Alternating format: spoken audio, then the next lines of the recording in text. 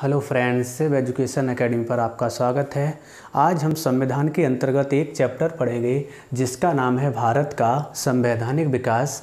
अभी तक हमने संविधान में 2 चैप्टर पढ़े हैं, जिनमें एक मुख्य रूप से भारत की राज्य व्यवस्था को समझा कि राज्य व्यवस्था किसको कहते हैं।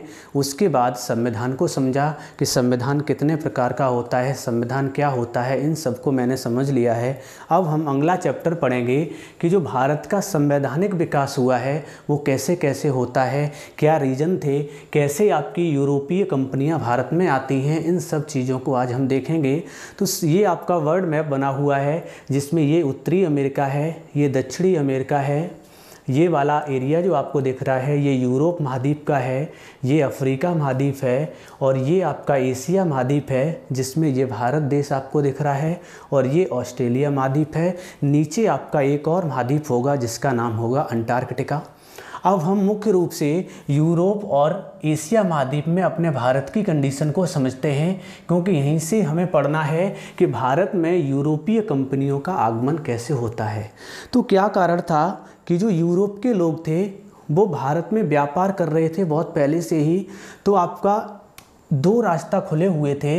एक रास्ता आपको दिख रहा होगा, जैसे ये भारत है, भारत से सटा हुआ ये देश आपको दिख रहा है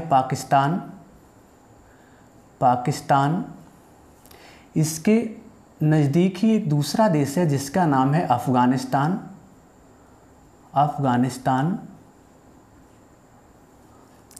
ये वाला जो देश आपको दिख रहा है इसका नाम है ईरान। और ये छोटा सा एक देश है जिसका नाम है इराक।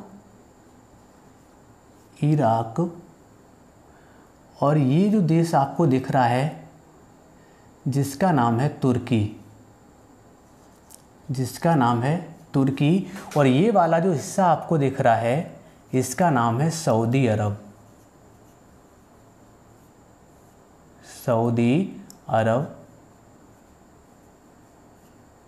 ये आपका है सऊदी अरब।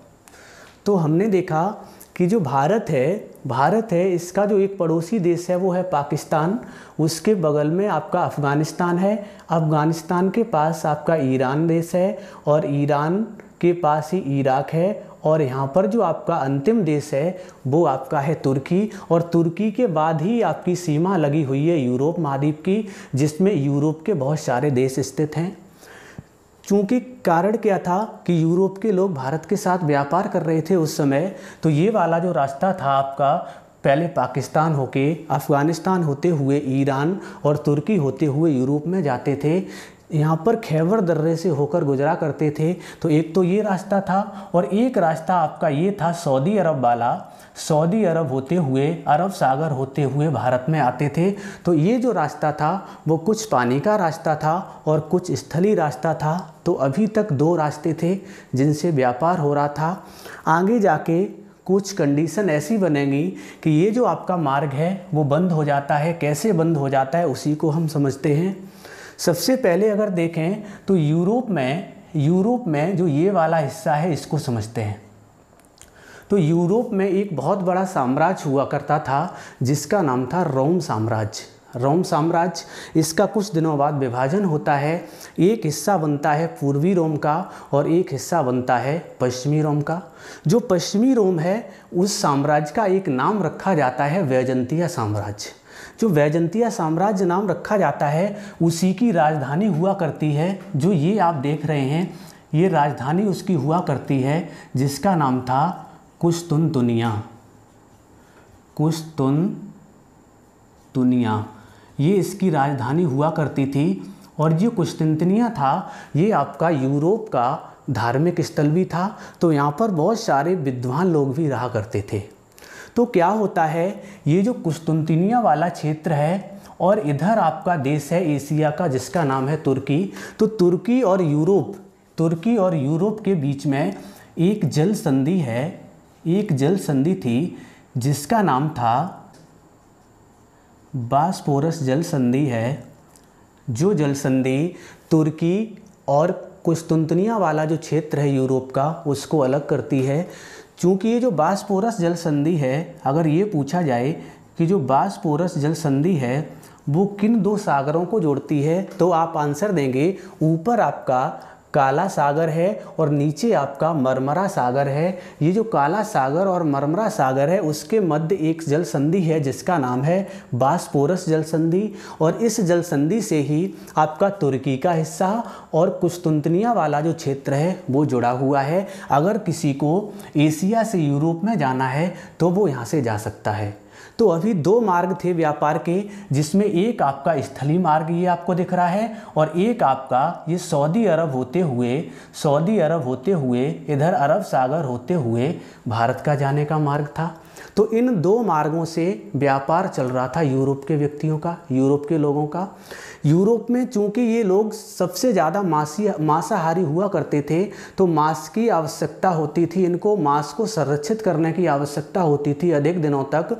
इस कारण मसालों की ज़रूरत पड़ती थी और वो मसालों के लिए भारत में आया करते थे और यहाँ से जो मसाले ले जाते थे वो अपने यहाँ महंगे दामों में बेचा करते थे, क्योंकि वहाँ पर मसालों की बहुत ज़्यादा डिमांड हुआ करती थी।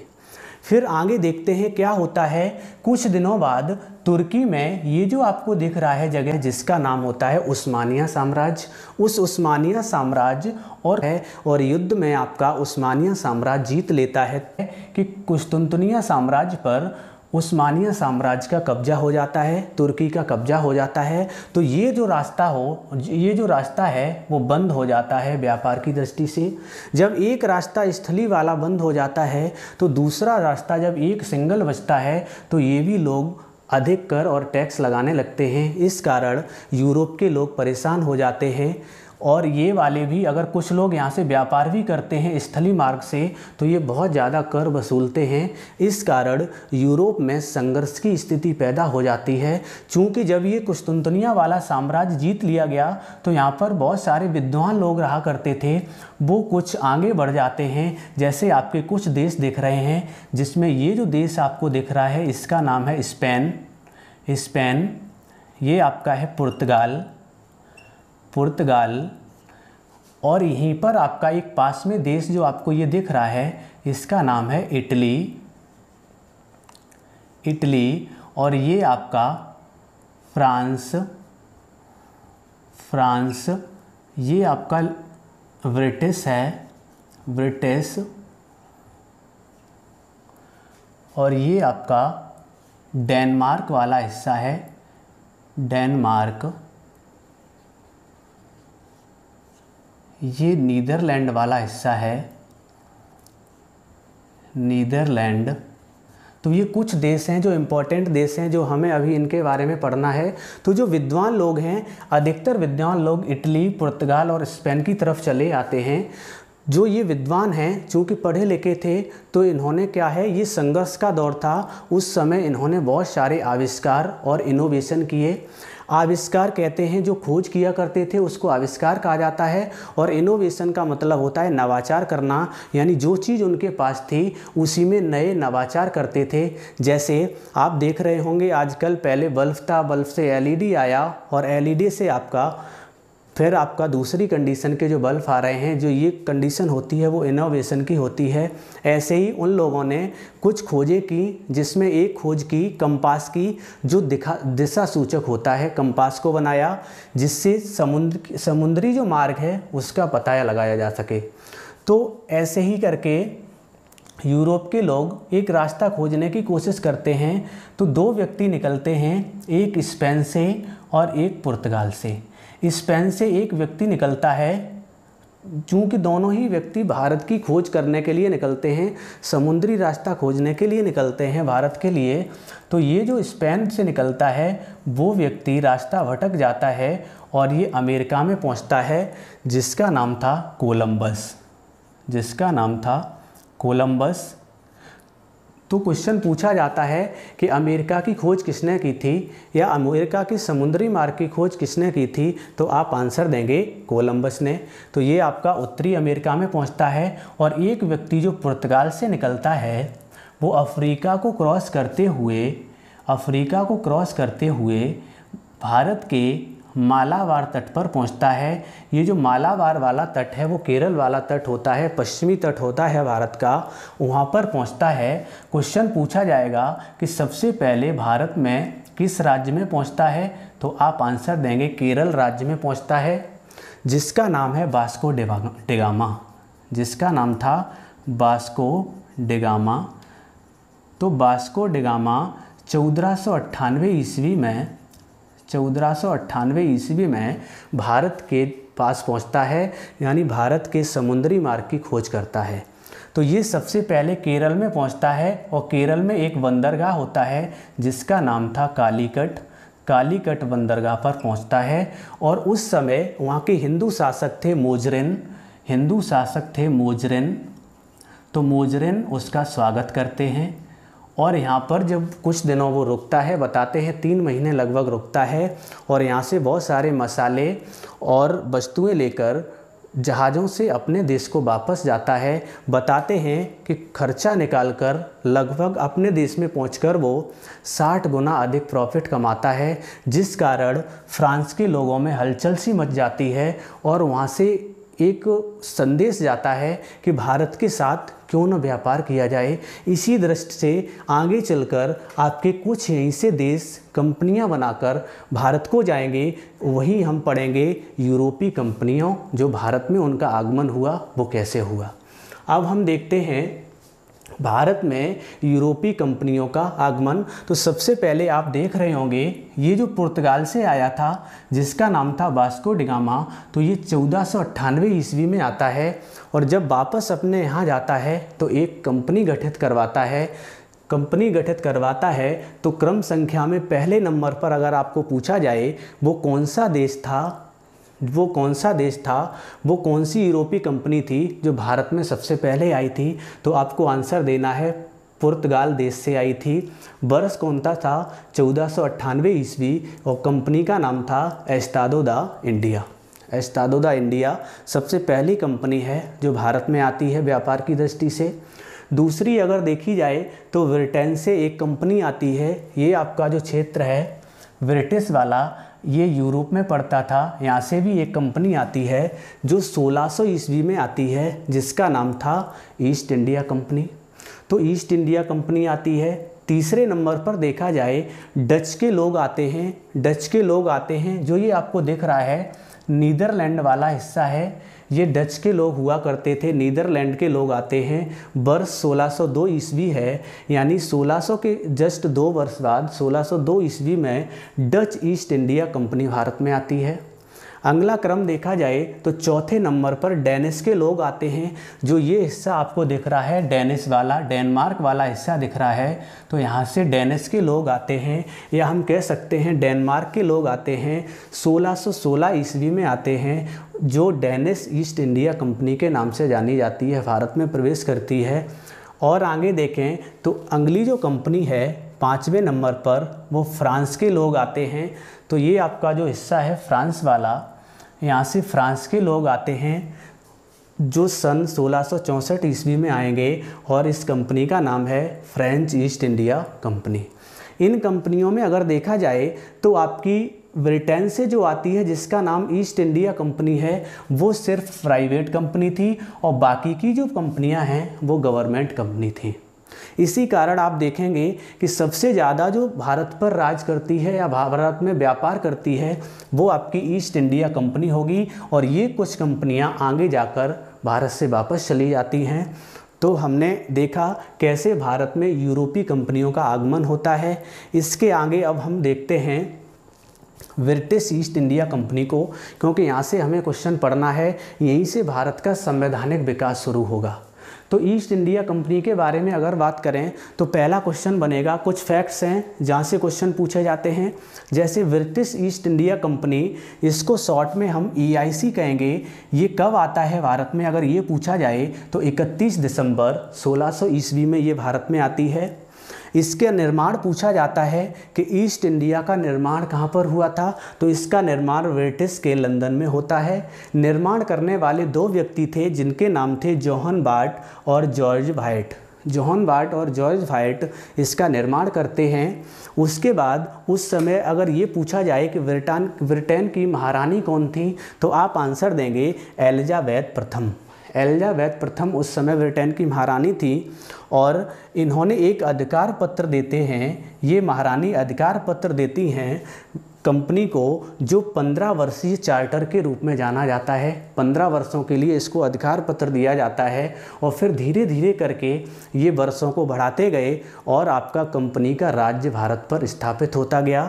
फिर कुछ घटनाएं घटित होती हैं जहाँ से कंपनी का राज्य सबसे अधिक मजबूती से स्थापित होता है। उस कंडीशन में एक आपका तिथि याद रखना है, 23 जून 1757 ईस्वी। 23 जून 1757 ईस्वी में एक युद्ध होता है जिसका नाम था प्लासी का युद्ध। यहाँ से कई क्वेश्चन आपके एग्जामों में पूछे गए हैं, तो आप एक बार अच्छे से देखेंगे कब हुआ। 23 जून 1757 ईस्वी में युद्ध का नाम प्लासी का युद्ध था। अगर प्लासी के बारे में पूछा जाए तो प्लासी बंगाल का एक गांव था। बंगाल में एक गांव पड़ता था जिसका नाम था प्लासी। क्वेश्चन पूछेगा ये युद्ध किन दो लोगों के बीच में हुआ, तो एक तरफ ईस्ट इंडिया कंपनी थी और दूसरी तरफ देखा जाए तो इंडिया का बंगाल वाला हिस्सा था। इसमें अगर व्यक्तियों की बात की जाए तो ईस्ट इंडिया कंपनी की तरफ से रॉबर्ट क्लाइव थे और इधर बंगाल की तरफ से सिराज उद दौला था। सिराज उद दौला था। दोनों में युद्ध होता है। युद्ध में सिराज उद दौला की हार होती है और रॉबर्ट क्लाइव या ईस्ट इंडिया कंपनी की जीत हो जाती है। यहाँ पर सिराज उद दौला की मृत्यु हो जाती है। उसके बाद रॉबर्ट क्लाइव मीर जाफ़र को वहाँ का नवाब बना देता है और ये जो नवाब बनता है वो कठपुतली नवाब कहलाता है, क्योंकि ये रॉबर्ट क्लाइव के ही या ईस्ट इंडिया कंपनी के इशारों पर काम करता था। और यहाँ से एक क्वेश्चन और बन सकता है, अगर ये पूछा जाए कि अंग्रेज़ों द्वारा बनाया गया बंगाल का पहला नवाब कौन था, तो आप आंसर देंगे मीर जाफ़र को। और मीर जाफ़र को कुछ दिनों के लिए वो बनाते हैं, ये योग्य नहीं था, इस कारण जो इसका दामाद होता है मीर कासिम, उसको फिर राज्य दे दिया जाता है, नवाब बना दिया जाता है। लेकिन कुछ दिनों बाद मीर कासिम से अनबन हो जाती है और फिर दोबारा ही मीर जाफ़र को राज्य दे दिया जाता है या नवाब वहाँ का बना दिया जाता है। अब हम आगे देखेंगे दूसरे युद्ध के बारे में। ये भी आपको याद रखना है, 22 अक्टूबर 1764 ईस्वी में बक्सर का युद्ध होता है। ये जो बक्सर शहर है वो बिहार में पड़ता था उस समय, इसको भी आपको याद रखना है। इसमें कौन कौन दो लोग लड़ रहे थे, तो ईस्ट इंडिया कंपनी की तरफ से हेक्टर मुनरो था और इंडिया में अगर देखा जाए तो इंडिया में संयुक्त सेना लड़ रही थी। उसमें 3 लोग थे, एक मुग़ल शाह आलम द्वितीय था और एक अवध से संबंधित थे शुजा उद दौला और एक बंगाल से संबंधित थे मीर कासिम। तो संयुक्त सेना इन तीनों लोगों की लड़ रही थी और इस रिजल्ट का जो निर्णय आता है उसमें संयुक्त सेना हार जाती है और हेक्टर मुनरो या ईस्ट इंडिया कंपनी यहाँ पर जीत जाती है। जीतने के बाद ये जब बक्सर का युद्ध जीत जाते हैं तो इसके बाद जो रिजल्ट आता है परिणाम में 2 चीज़ें होती हैं, इलाहाबाद से संधि होती है और बंगाल पर द्वैत शासन लागू हो जाता है। द्वैत शासन लागू हो जाता है तो द्वैत शासन में 2 चीज़ें आप देखेंगे, एक दीवानी और एक आपका नजामत। एक दीवानी और एक नजामत। जो दीवानी था वो संपत्ति से संबंधित हुआ करता था और जो नजामत था वो शासन से संबंधित हुआ करता था। शासन का मतलब था कि शासन या सरकार कैसे चलानी है, तो ये काम तो वहाँ के नवाबों को दिया गया, नवाब बनाए जाते थे उनको दिया गया, जिसमें बक्सर के युद्ध के बाद नजमुद्दौला को नवाब बनाया गया, शासन चलाने के लिए बनाया गया। और उसके अलावा जो संपत्ति का जो ब्यौरा दीवानी के अंतर्गत आता था उसको ईस्ट इंडिया कंपनी ने अपने ही हाथों में ले लिया। फिर एक क्वेश्चन और बनेगा कि यही बक्सर के युद्ध के बाद अंग्रेज़ों की वास्तविक सत्ता स्थापित होती है भारत में। जब वास्तविक सत्ता स्थापित होती है तो यहाँ पर अंग्रेज़ों के पास कुछ तत्व प्राप्त हैं। जैसे पहला तत्व है भूभाग का प्राप्त होना, तो भूभाग है उनके पास, जनसंख्या भी अच्छी खासी हो गई है क्योंकि काफ़ी भारत के लगभग सभी क्षेत्रों में उनका राज्य स्थापित हो गया था, तो जनसंख्या भी अच्छी खासी हो गई थी, उनकी सरकार भी चलने लगी थी और उनकी संप्रभुता भी हो गई थी। वो आंतरिक और बाहर निर्णय लेने के लिए कंपनी स्वतंत्र हो गई थी। इस कारण देखा जाए तो अंग्रेज़ों के पास एक राज्य की व्यवस्था हो गई, राज्य कहलाया, क्योंकि ये चारों चीज़ें जिसके पास होती हैं वही राज्य कहलाता है। और राज्य की व्यवस्था के लिए नियम और कानूनों की आवश्यकता होती है, तो नियम और कानून बनाए गए। अब क्वेश्चन पूछा जाएगा कि उस समय नियम और कानून भारत में किसने बनाए थे, तो आप आंसर देंगे ब्रिटिश संसद के द्वारा नियम और कानून बनाए गए। जो नियम बनाए गए उनको ही अधिनियम कहा गया, यानी एक्ट कहा गया। और यहीं से आपका भारतीय संविधान की यात्रा प्रारंभ होती है। जो एक्ट बन के आए थे वो सबसे पहला जो आपका आया था रेगुलेटिंग एक्ट 1773, उसी के अंतर्गत नियम बन के आए थे, जो हम आगे क्लास में पढ़ेंगे। तो यहीं से हमें ये पॉइंट मिला कि जो भारतीय संविधान की यात्रा है, भारतीय संविधान की यात्रा है वो ऐसे करके प्रारंभ हो जाती है। अगर ये वीडियो आपको पसंद आया हो तो इसको आप लाइक, शेयर, सब्सक्राइब अवश्य करें। धन्यवाद।